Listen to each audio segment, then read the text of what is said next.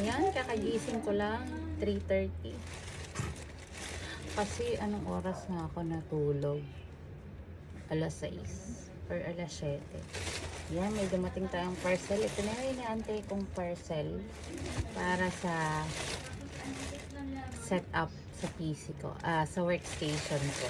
Yan, dagdag hikay. Ito yung una. Yung LED, ano daw, alarm clock. Siyempre yung binili ko color pink. Maliit lang pala siya. Ayan o. Check na natin. Ay, liit lang pala niya.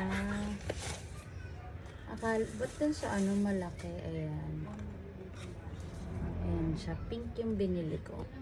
Ayan. Ito yung mga pindutan niya. And battery operated. Siyempre, walang free battery ito. Bakit walang free battery? Dapat meron, diba?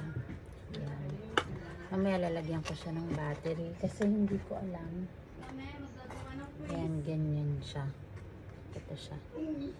Mamaya lalagyan ko ng battery tapos papakita ko. Ito yung next.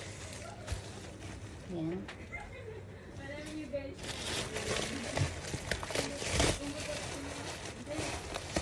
Ito naman, letters, letter with LED light. Ano lang, girly, lang sa table. Since Janice yung buo kong name. Siyempre hindi ako bumili ng yung buo kong name, masyado namang mahaba. Saka, magastos.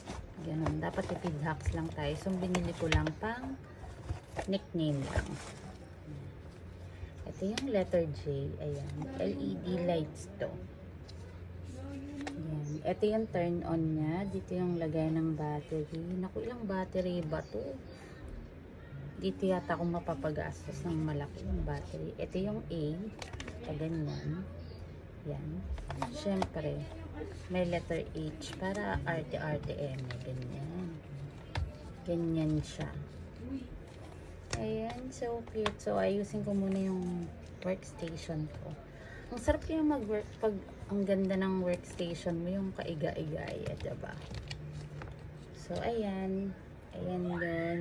Mamaya, magpapakita ko pagka may ilaw na siya at nakaset up na sa table ko. Bye-bye!